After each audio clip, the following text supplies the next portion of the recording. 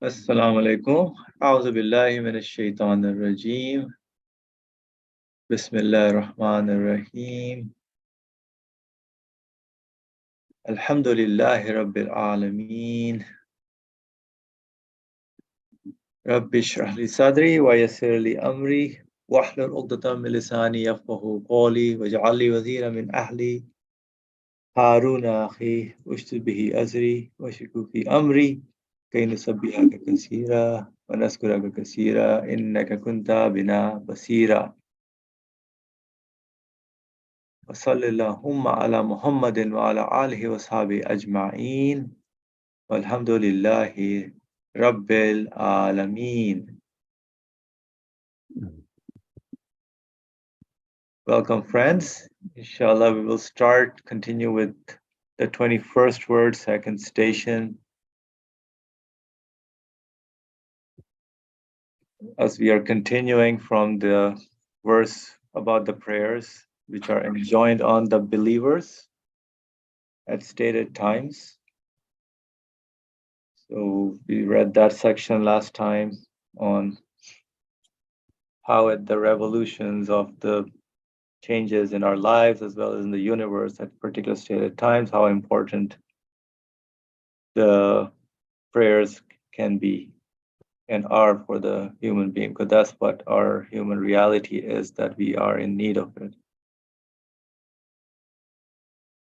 So we will start this section about, he says, comprises 5 cures for 5 of the heart's wounds.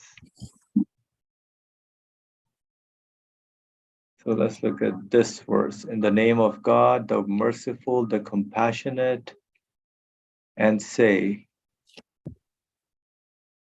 O my sustainer, I seek refuge with you from the suggestions of the evil ones. I seek refuge with you from the suggestions of the evil ones. And I seek refuge with you, O my sustainer, lest those evil ones should come near me. Which are verses from section 23 of the Quran, verses 97 and 98. So I did give it a brief read on this particular section. And it's a kind of a deep psychological analysis of the human being on how his state is on a day-to-day basis with different experiences. I found it interesting that he is talking about, he says, one afflicted with the sickness of scruples, or scruples are as in doubts. Brother Ali, your mic is open. Would you like to say anything? All right, so one afflicted with the sickness of scruples. Do you know what your scruples resemble? A calamity.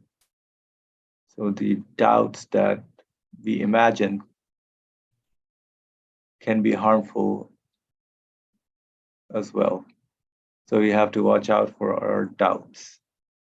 They are good in one sense, but they can be harmful if in the wrong direction, taken to the wrong direction. So the more importance they are given, the more they grow. So any doubts one has, they are given importance, they grow because we're paying attention to them. So of course they will get more attention, more. And if you give them no importance, they die away. If you see them as big, they grow bigger. So if you see the doubts as something big, they grow bigger. If you see them as small, they grow smaller. If you fear them, they swell and make you ill. If you do not fear them, they are light and remain hidden. If you do not know their true nature, they persist and become established. So knowing the true nature of doubts. If I don't know them, then they persist and become established. While if you do know them and recognize them, they disappear. And so I shall explain only 5 aspects which of the many sources of these calamitous scruples are those which most frequently occur. Perhaps it may be curative for you and for me, for these scruples are such that ignorance invites them and knowledge repulses them.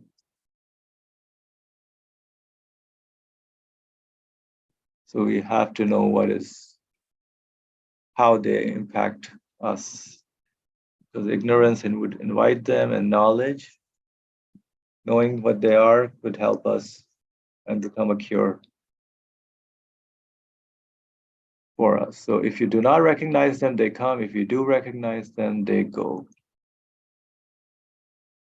So of course, these doubts are, some of them may be whisperings of the satanic ideas. That's why it's suggestions of the evil ones, which have no reality to themselves. And even I seek refuge with my owner, my Lord, even if sometimes they do come to me, that they come near me, that they should not come close to me.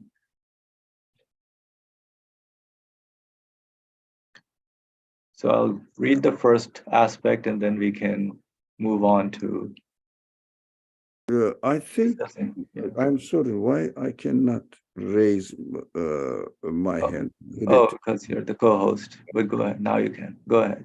No, just don't make me co-host or reject me from co-host. Can you not do that? So I will be a normal person there. Is one of Done. Your prayer has been answered. all right. Now let me see whether.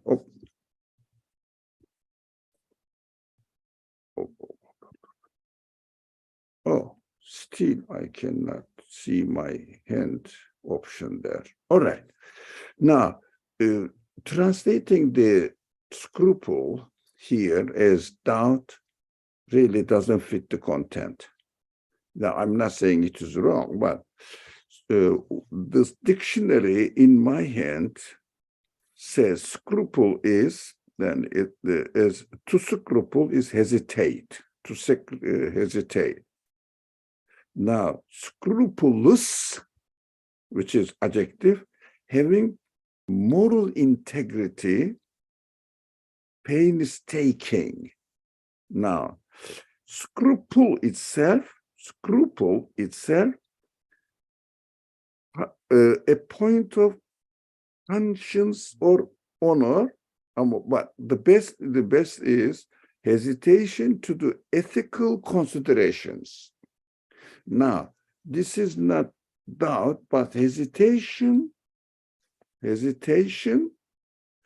due to ethical considerations. For example, am I really being respectful to my friend? Or if I say this, it will be really a good thing or not? I'm not sure. I prayed, but is it really accepted? Because my mind was wandering everywhere. This is scruple. That's what it means here. And this is the hesitation of a believer.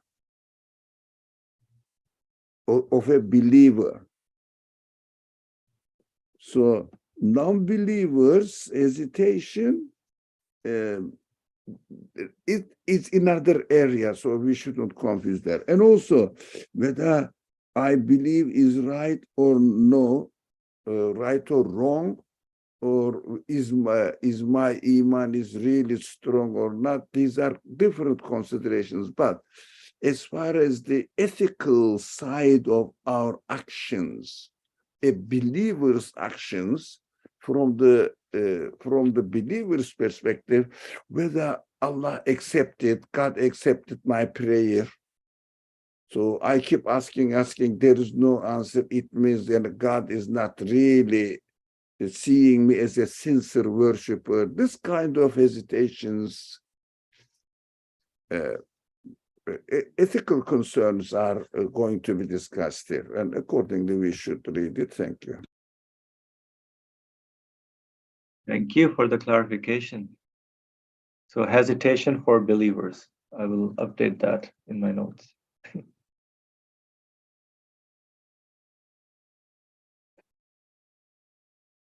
All right, so first aspect, first wound. Satan first casts a doubt, a hesitation into the heart. First casts a hesitation into the heart. Like the example Brother Ali gave, for example, was my prayer accepted? So I'm wondering, maybe something is not right fitting or setting well for me, but I say, hey, this hesitation may come into me. So if the heart does not accept it, so the heart does not feel comfortable with this thought or process, it turns from hesitation into abuse. Feel free to jump in and correct anything right now, because now I'm reading it from the aspect of a hesitation rather than a doubt. To say that morally being disturbed about our actions, of course, religious actions, religious behavior, morally be disturbed. Thank you. Morally being disturbed. Undergoing about the sincerity of my actions and questioning that, was I really sincere? Is it really accepted? If I say this, do you think, or for example, share something with my friend, with my family members, etc., do you think it will be offensive? It doesn't mean that we shouldn't think, just straight away say it. No. But hesitation to a certain degree that you cannot share anything. You or found yourself not being able to share anything with anyone. And not being really able to present what your understanding is and share it with your friends. Of course, we have to be open, but we cannot say that I'm absolutely sure this is right. But that is what I think. Don't hesitate, otherwise you disable yourself. Yep. So it stops me from doing whatever I'm doing. Those some hesitations that come.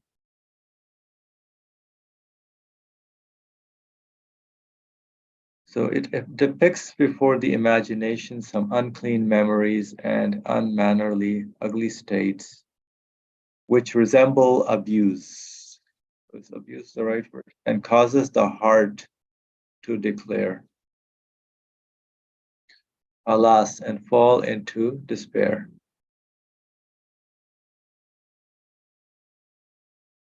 The person suffering from scruples supposes that he has acted wrongfully. Before his sustainer and feels a terrible agitation and anxiety.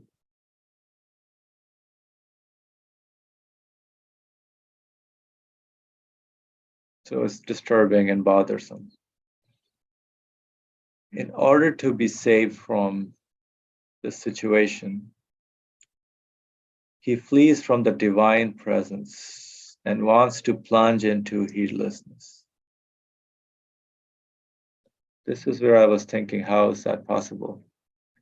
For a believer who is going through some hesitations, a state within the heart that bothersome, and then takes him away from the divine presence and puts in the person into heedlessness. But why would he want to go and plunge into heedlessness? Because I guess this suffering or this, the heart not accepting it within the feelings of the human, this hesitation has grown a lot. Brotherly, go ahead. A typical example, usually, I was living with some friends, practicing Muslim friends in my youth, years ago. One of us was suffering from this problem. He was a very nice, kind person. He was not sure whether his ablution was really perfect. There may be some dry area left, so wash again. You know, while he was taking the making wudu for morning prayer, he was missing the prayer, busying himself with the perfectness of, cleaning himself and making wudu. That is one example. That is what I left. I lived with this person. But whatever you say didn't really, because he believed that his prayers and every religious activities must be perfect. That is why one practical example is this. The other one is, I don't know whether my prayer is accepted really. Yeah. No, the prayer I perform is no value because I'm not really seriously engaged in it. Whatever the excuses, whisperings of Satan is there. And at the end, leaves it. Becomes reluctant. Loses his or her enthusiasm about it. And leaves the prayer altogether. I think the text is telling this. That's what I understood from. Thank you. Thank you for sharing those examples. They do make sense about this obsessive compulsive disorder in scientific terms. When someone is just looking for that perfection within that particular act and misses the complete or something else, it holds the person from making progress or move further or advance. Anybody else would like to share anything? All right. So that's why the fleeing from divine presence and plunging into heedlessness is looking for perfection and then hopelessness. Well, it can never be perfect, so just leaving it altogether. That's a problem too. That's the objective of the satanic whispering. So the cure for this wound is this. O wretched man, suffering from scruples, do not be alarmed. For what comes to your mind is not abuse, but something imaginary. And like to imagine unbelief is not unbelief. To imagine abuse is not abuse either.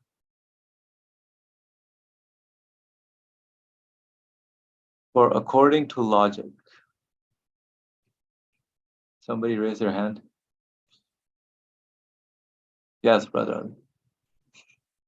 The first aspect of this subject is directly related to belief and unbelief matters, but from a believer's side. Whether my belief is this, but sometimes it comes to my mind. I'm saying there is an hereafter, but some people say no, it is just imagination, your wishful thought. Maybe, I don't know. Or do you think my belief is not really perfect and not settled? I may be not believing really and pretending to be a believer. I may be a munafiq, hypocrite. Oh, so the answer is very clear, actually. Imagining unbelief is not unbelief. So it comes to our mind so that we will say, look into it, see the evidence, and la ilaha. No, cannot be true. Because, of course, this person needs to have some evidence in his hand. So look, this is obvious. Some people claim everything. People say, no, your imagination. But sometimes I say this. This is my, for myself, argument. How this imagination existed so that I hope eternal life. And it is with me always in my practical life. I always. So this kind of argument. So, but the word is here. What abuse? Abuse here. Abusing iman and thinking that I am on the other side. Thinking it comes to my mind, and then falling into doubt now about one's belief, rather than taking the positive attitude, saying that, look, I have my own evidence. This is at least much better than denying it, at least. Now, this kind of argument solves the problem of scruples. I think that is what the author is offering. Thank you. Thank you. Any other comment by anyone? Please share anything you have. So,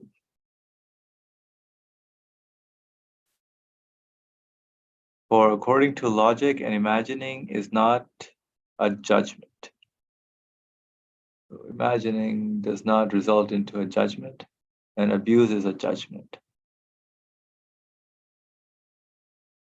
So abusing belief, as Brother Ali was saying, is a judgment. Moreover, those ugly words are not the words of your heart, because your heart is saddened and sorry at them. Rather, they come from the inner faculty. So those scruples, those ugly words are coming from the inner faculty situated near the heart, which is a means of satanic whisperings.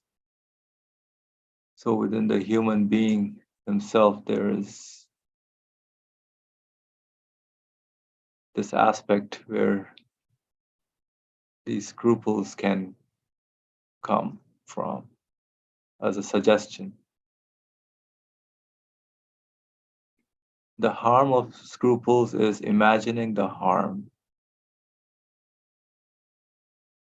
That is, it is to suffer harm in the heart through imagining them to be harmful. For it is imagining to be reality and imagining which is devoid of judgment. So making the imagination as a reality, which is not. There's no reality to an imagination, physical reality to it.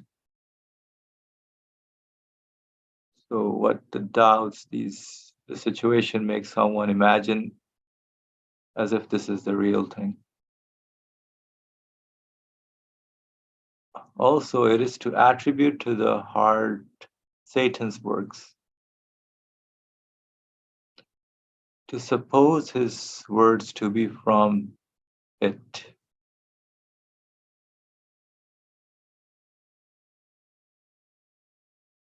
Oh. Also, it is to attribute to the heart Satan's works, to suppose his words to be from it. Such a person thinks it is harmful, so it becomes harmful. From it, this it, Satan, does it? That's what I'm seeing, yes.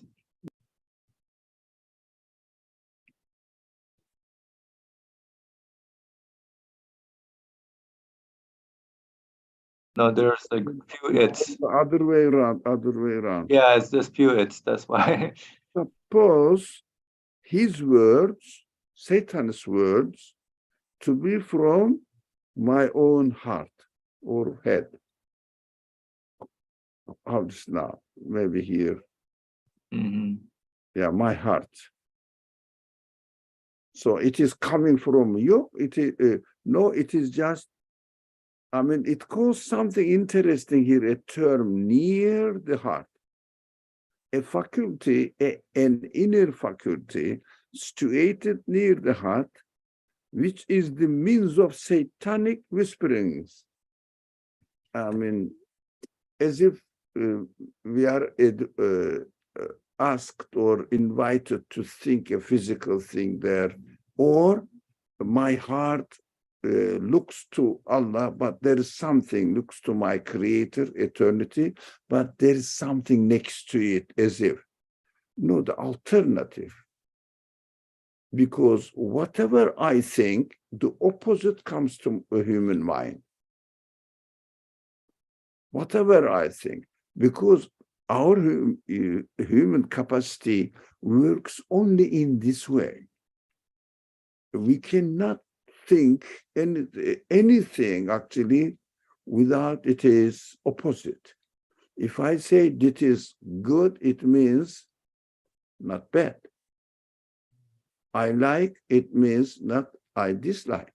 At the same time, this human nature, one of them is external to human reality. The other one is just the imagination to see the value of the internal reality that is external. Now, Satan represents external against human nature, not within human nature that he can comfortably confirm it or conform it. No, conform. No, I'm confusing the word. Confirm it, but as an alternative, I say, this is wrong, but this is right. It is always with me like this. So it is inevitable that when I say it was something very clean, it means it wasn't dirty. So, I remember dirt also. When I say clean, I remember it is inevitable. It doesn't mean that you confirmed it. No, it is good. That's what you are preferring.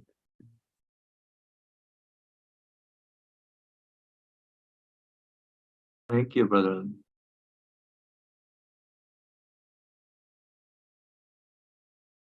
All right, so we can go to the second aspect, unless anybody has any questions or comments on the first. All right. It is this second aspect. When meanings arise in the heart, they enter the imagination stripped of form. So the meanings that are coming into the heart don't have a form. It is there they are clothed in an image or form. It is there that they are. So in the heart, they are clothed in an image or form. Interesting. The imagination, always affected by some cause, Yes, so imagination, of course, is based on our experiences, is always affected by some cause, based on what it sees, what it feels, weaves images of a sort. It leaves on the way the images of the things to which it gives importance. Whatever meaning passes through it, it either clothes it, or wears it, or taints it, or veils it. So whatever meaning passes through the imagination can give it, shape it, or wear it, do something to it. If the meanings are pure and clean and the images dirty and base, there is no clothing, but there is contact. So the man with scruples confuses the contact with being clothed. He exclaims, "Alas, how corrupted my heart has become! This lowness has made me despicable." Satan takes advantage of this vein of his. All right, the cure for such a wound is as follows. So I was not clear on what this contact meant. There is contact. So if the meanings are pure and clean, but the image is dirty and base, there is no clothing. But there's this imagination of a sort. It didn't get a certain form and really established in your heart. But just by the way, you remembered it and passed. I see. So it just came to my, I mean, next to it, but not covered it, closed it, completely covered your heart. But next to your heart, it means automatic coming there, automatically coming there. I see. Okay. So that is not your choice. Mm-hmm. It is there. Your choice is what you have really chosen. Okay. Thank you. So the cure for such a wound is as follows. Does the clothing here mean that you give it, you think about it more and you attach, I guess, images from it to that thought? The thought obviously doesn't come to you by your choice, but clothing it or veiling it is something of your choice. Shall we say, for example, there may be a shirt next to me, or wearing the shirt and getting into it. So imagination is always there, an option just attached to my choice. But my choice is not in it. My choice automatically reminded me that option. That's it. I don't know. That is how I understood. Correct. No guarantee. Does it make sense or not? Not guaranteed.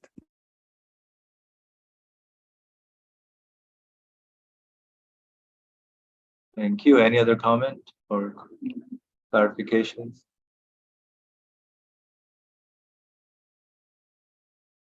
Just automatically it comes, but then I may pay attention to that thought or that imagination. I mean, not own it as if you have chosen it.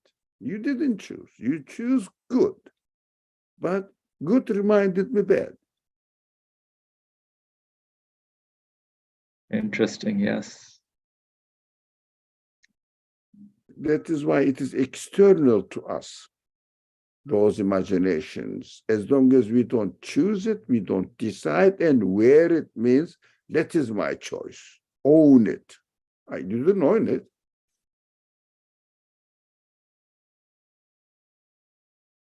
See. So it's external. I don't own it. So listen, O you unfortunate, just as outward cleanliness, which is the means to the correct conduct of your prayers, is not affected by the uncleanness of the inside of your inner organs, and is not spoiled by it. Just like the inside inner organs, how does not impact the outer cleanliness. So the sacred meanings being close to unclean forms does not harm them. For example, you are reflecting on some divine signs when suddenly you fell ill, or an appetite or a stimulation like a need to pass water. Of course, your imagination will see whatever is necessary to cure the ill or answer the need, and will look at it, weave lowly forms appropriate to them, and the meanings that arise will pass between them. But there is no harm in their passing, nor soiling, nor error, nor injury. If there is any mistake, it is in paying them attention and imagining the harm. I have a question about earlier we said that if we don't wear the clothing, so it's like a thought or something comes to our mind, but then you're able to, like, what do you say, reject it. That's the right track. But then within this, there is what do you say? There's a danger of what do you say? Getting into like a negative feeling. I mean, this is what I'm understanding from what the author is saying here, where he says, whatever meaning passes through it, it either clothes it or wears it or taints it or wields it. So bottom line, as long as I'm able to reject whatever thoughts or imagination is coming, then it's good. But if I dwell into it, like, oh my goodness, why this thought is coming to me, then that becomes dangerous, because then my mind gets preoccupied with it. Yeah, would it be a fair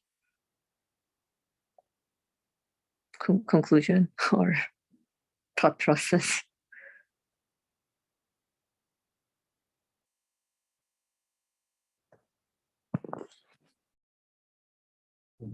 So what is your thought process, Maria? Can you go before Farhan? So I'm sorry? Can you go over your thought process again? Okay, yeah. So let's say a thought comes to me and I'm like, wait a minute, this is not good, right? I better not be even thinking this, or Right. okay, right. That's And then that's the first step. And obviously doing it, that was just like, totally messed up, but like, okay, I shouldn't be thinking this. That's good. But like, if I keep on dwelling over it, that, oh man, why this thought is coming to me? This is like not right. I shouldn't be thinking like this. And if I dwell into it, then it's that's not good. And that's what we need to be watchful of. right. I mean, that's what I understood. Wearing the cloth would be like owning it and seeing that it is something taking physical aspect or real, and that would block me or hurt me. Yeah. All right, let's listen to Farah. Yeah, I think Freya's comment is how I'm relating it to this too. I'm thinking about this in two ways. Like, for example, in an example, I have something in front of me that doesn't belong to me, and I know it belongs to someone else. And a thought comes to me to sort of take it while someone is not looking. There are two sort of ways I'm understanding this example is that the thought of taking that object unlawfully wasn't out of my choice. But if I were to attach that thought to myself as an internalize it as if this is something inherently wrong in me, and attach, let's say, ownership to that thought, that is one sort of danger of paying it attention and then clothing it, I guess, with my own self and identity in it. The other aspect, which I don't think is being talked about here, but is also to take that thought and then sort of take it to the next step, which is maybe perhaps plan, okay, how will I steal this? And then imagine, sort of the process and actively participate. But I think that second aspect is not being talked here. It's the first aspect, which you are doubting your self in not knowing, or you're doubting yourself in the sense that you're attaching a thought that comes to your mind as if it is something internal and intrinsic to who you are, as opposed to, as we were discussing, something external to you, and it should not be dwelled upon or thought of in that sense. So that's how I understand. Yeah, thank you.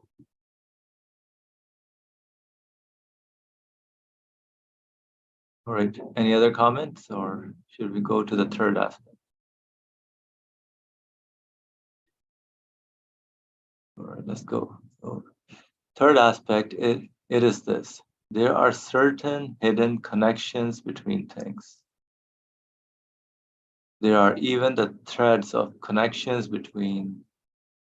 Brother Ali, you want to say something? Oh, there is the ferry house note there related to the previous one, most probably earlier. Oh, I didn't see it. Let's see. Oh, do we have choices over our thoughts? So, we do have choices over our thoughts. Okay, so that's a statement. Therefore, we must be watchful of what we choose to think as well. Right, I mean, thoughts can come at many times. So we can choose to either pay attention to them or not, or give them importance to those thoughts, or let them go. I think that's where the choice may happen. Correct me if I'm wrong. Got it. Right, thank you. All right, so there are certain hidden connections between things. There are even the threads of connections between things you least expected. They are either there in fact, or your imagination made them according to the art with which it was preoccupied and tied them together. So they are either there in fact, so in reality, or it's made up by imagination, by what the thought process was going or the imagination was making, and then tied together. It is due to this mystery of connections that sometimes seeing a sacred thing calls to mind a dirty thing. As stated in the science of rhetoric, although opposition is the cause of distance in the outer world, it is the cause of proximity in the imagination.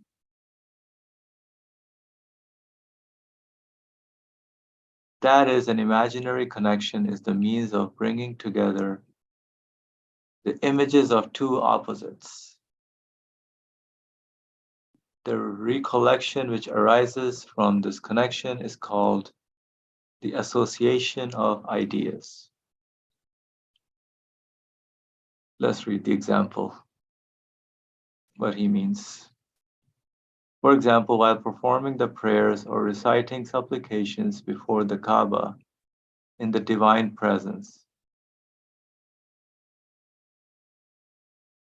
This association of ideas takes hold of you and drives you to the furthest, lowest trivia, although you are reflecting on Quranic verses. If your head is afflicted with association of ideas in this way, beware, do not be alarmed. So some hesitation may come to the believing person while he's even doing his worship, being in the presence, feeling the presence of God. Rather, the moment you come to your senses, turn back. Do not say, I've done a great wrong. And keep playing with the trigger, lest through your attention that tenuous connection strengthens. For the more you feel regret, the more importance you give to it, and that faint memory of yours becomes ingrained. The more you feel regret, the more importance you give to it, so that faint memory of yours becomes ingrained. It becomes an imaginary sickness, the malade imaginaire.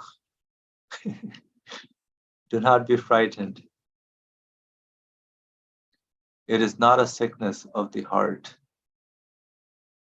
This sort of recollection is mostly involuntary,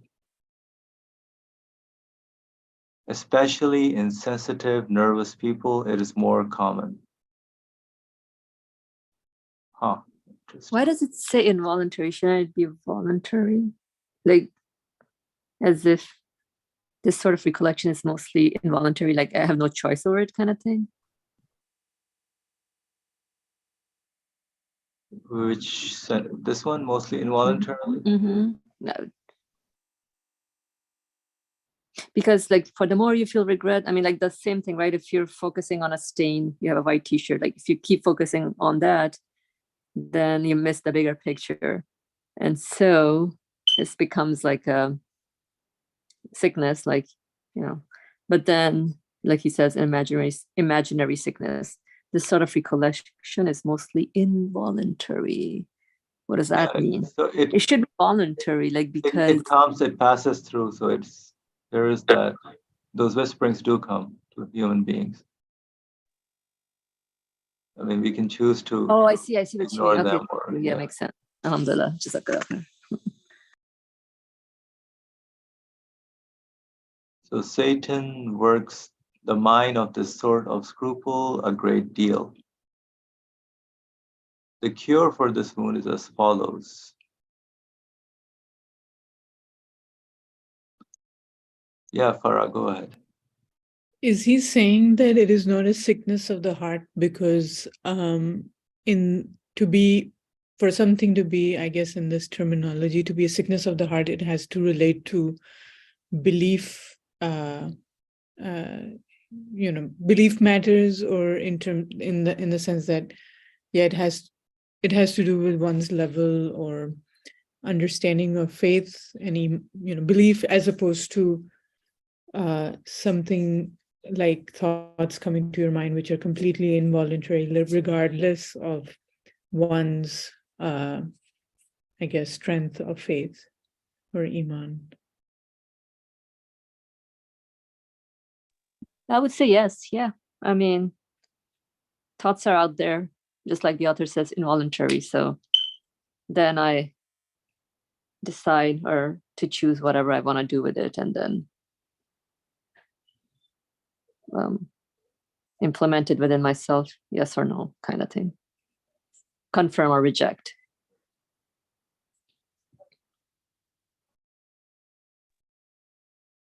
Thank you. Any other additions or comments on this?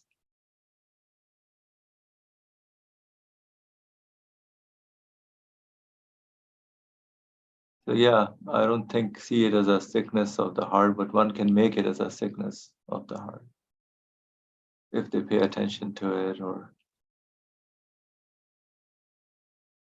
I mean, the whisperings have no reality, right? It's just passing through some thoughts that are coming. They have no real basis, foundations. So the cure for this wound is as follows. The association of ideas is mostly involuntary. One is not answerable for it. In association, there is proximity or closeness. There is no touching or intermingling. So no contact. Therefore, the nature of the ideas do not pass to one another and do not harm one another. Just as Satan and the angel of inspiration, being in proximity to one another around the heart, and sinners and the pious being close to one another in the same house, cause no harm. So too, if at the prompting of the association of ideas, dirty imaginings come and enter among clean thoughts, they cause no harm. Unless it is intentional or by imagining them to be harmful. Intentional, deliberate unbelief, denying, the conscious, using, say, not paying attention to the reality, but being arrogant, or by imagining them to be harmful, one is overoccupied with them. And sometimes the heart becomes tired and the mind occupies itself with anything it encounters in order to entertain itself. That's very interesting. Then Satan finds an opportunity and scatters dirty things before it and eggs it on, builds upon it further.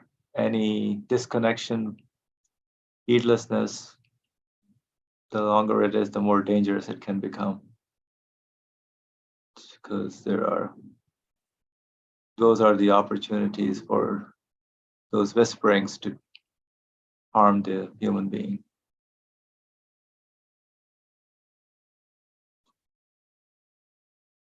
Any thoughts or comments on this third aspect? The association of ideas.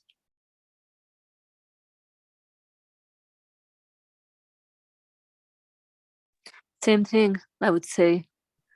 We are free to assume whatever we want based on events or experiences. So that's also association of ideas is also involuntary. And what was interesting was the angel of inspiration. That's a good one, actually. Inspiration is not a haphazard happening. I may just sometime, without any thought, I may just think about it, or rather than it's given, it's brought in from I don't know where. I thought this was an interesting wording, angel of inspiration. Because we're being inspired also, like through every experiences, but we don't realize it, that it's the inspiration is brought to us.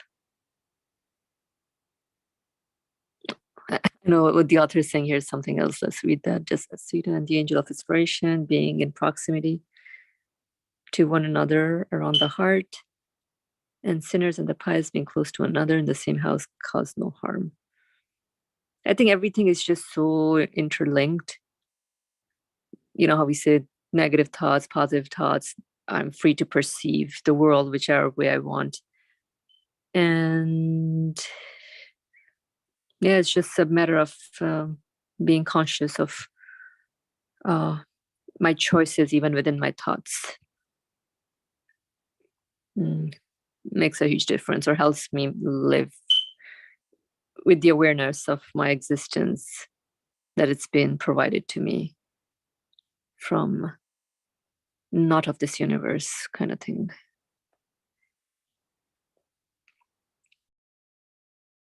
Thank you, Faria. That makes sense. So the whisperings come to us as well as as you said, the inspiration comes to us as well about the reality of this universe on how, based on our observations. But then they don't touch. So belief and unbelief, they don't touch each other. There's no connection in them. They don't contact. So the whisperings are just whisperings. I mean, we can pay attention or give them importance, but they have no real existence.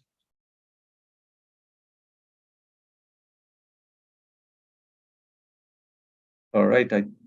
So any final comments before we stop for today?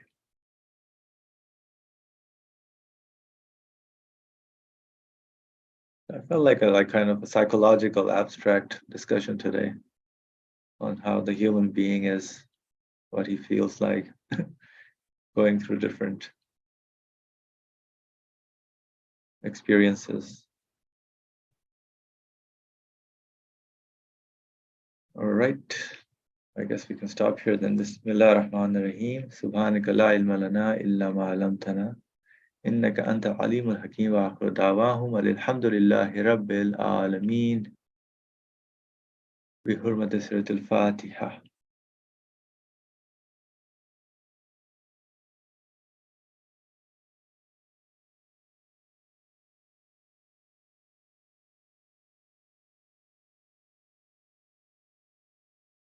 Thank you, everyone. Assalamu alaikum. Thank you. Assalamu alaikum.